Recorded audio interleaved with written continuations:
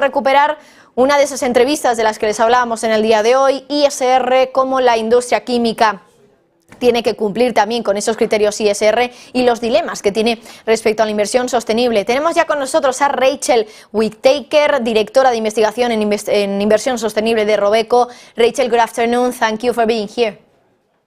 Good afternoon, my pleasure to join. Rachel, you did a report on evaluating investments on the perspective of double materiality, and you said it's a daily challenge for sustainable investment analysis. What is that double materiality that you talk about in this report? Well, double materiality is a concept in sustainable investing where we are considering not just the impact that companies have on the world and on environmental and social issues, but also the impact that social and environmental issues have on the company. So these kinds of issues can be material from a financial perspective, social issues and environmental topics like climate change and biodiversity can have a direct impact on the growth and profitability of a company. And at the same time, the company's operations can also impact the society and environment, both positively and negatively. You say also in your reports for industries like chemistry, weighing complex impacts and opposing dangers presents special difficulties. Why is this, Rachel? Yeah, well, the chemicals sector is a really interesting one because we hear a lot about chemicals at the moment in the media, and typically it tends to be very negative. We hear a lot about the negative impacts of plastics and the negative impact of chemicals on biodiversity and on human health.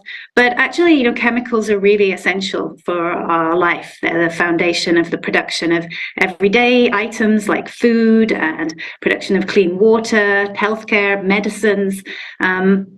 So even the United Nations recognizes that the use of chemicals in our society is absolutely essential to also meet the social and environmental goals that we have as a world community. But the problem is that we have reached the point where the planetary boundaries for the use of chemicals, and particularly newly created chemicals, has been exceeded. And that means we now create more chemicals than our planet can deal with. So that means we have a dilemma. We have many chemicals that are critical to our lifestyle and many chemicals that have extremely useful properties, but some of them are also hazardous to the environment or to human health. And exacerbating that is the fact that our production of chemicals over the last century it's really outpaced our understanding of their impacts. And we expect to see even more production of chemicals over the next few years.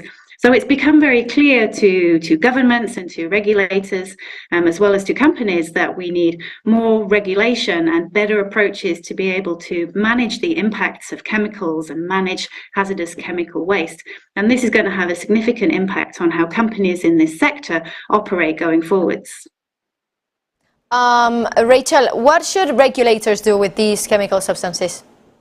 Well, what we're seeing is that the chemical sector itself is also starting to try and self-regulate. So the EU Chemical Strategy for Sustainability that was published in 2020 is targeting banning some of the most harmful chemicals that we find particularly in consumer products. They're looking at increasing the risk assessments that we have around the use of chemicals, and particularly when you use multiple types of chemicals in single products. Improving risk assessments around this and trying to promote resilience in the supply of critical chemicals so that we really focus on investing in the chemicals that we need for daily products and investing in sustainable use of these chemicals and raising standards globally so that we're really only focusing our efforts on using chemicals that are safe and sustainable and phasing out the ones that are particularly harmful. And that's going to take a few years to implement, but we expect that it's going to affect about 1/3 of the chemicals in everyday use. And these are used in products like cleaning products and cosmetics and plastics. And it's probably going to affect a market with a size of about 70 billion euros in revenue and about 12% of the European chemicals market. So this is really significant for how companies start to shift their business model in the future. And it's both coming from the regulators, but also, as I say, self-regulating from within the chemical sector. How should we take this into account when investing, Rachel? Should we invest in companies that are gradually eliminating these chemical substances? Well, most sustainable investors are really thinking about both that sustainable impact and the financial impact. So we tend to start by looking at the sustainability impact of a company, and we're looking at that through a framework with the Sustainable Development Goals. And our first look is to try and identify what are the kind of chemicals that make a direct positive contribution to the Sustainable Development Goals. So those are the chemicals that are facilitating renewable energy, clean water, that are included in medicines, that are promoting access to nutritious food. And it also includes the kind of chemicals that are going to replace some chemicals that are more hazardous. So, for example, the kind of chemicals that are used in agriculture or in products that have recycled materials. And what we look at negatively are the types of chemicals that contain substances of high concern, and these are really the ones that we need to phase out. But what makes that quite complex is that you can sometimes have conflicting impacts. So if you take, for example, the use of fertilizers to increase food production, this could have a positive impact on reducing hunger, which is one of the Sustainable Development Goals. But excessive use of fertilizers can be damaging to biodiversity. So we're really trying to identify what can be the replacement chemicals that become less harmful, and which are the ones that we can use safely and will contribute to really promoting positive impact on the environment and on society. And then from the financial lens, we are also looking, try and find the companies that are, as you mentioned, starting to phase out the use of the most hazardous chemicals, the ones that are looking to develop safer alternatives, but also, and I think importantly, the companies that are really trying to manage well their operational impacts.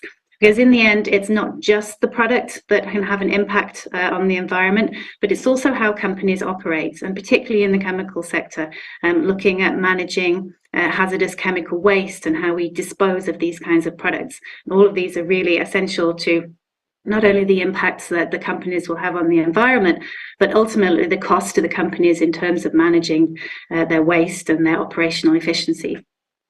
Rachel Witthaker, directora en investigación en inversión sostenible de Robeco. Rachel, thank you so much. Thank you. Bueno, pues en este caso Rachel hablándonos de ese dilema que tiene ahora mismo la inversión sostenible.